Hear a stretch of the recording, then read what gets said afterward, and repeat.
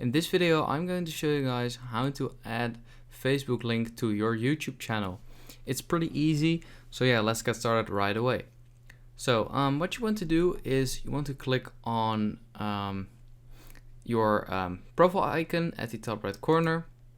You want to click on your channel, and right here you want to click on customize channel, and you will end up on this page right here. And what you want to do is click on this edit icon right here, sort of a pen, and then you can click on either edit channel art or edit links, and you want to click on links. And right here at the bottom, click on add, and this will add another link.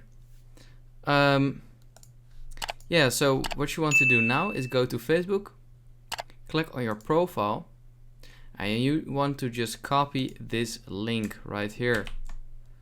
And once you're here, you want to paste the URL in it, so just like that. And you want to name it a title, so just call it Facebook. And then yeah, all you need to do is just click on done.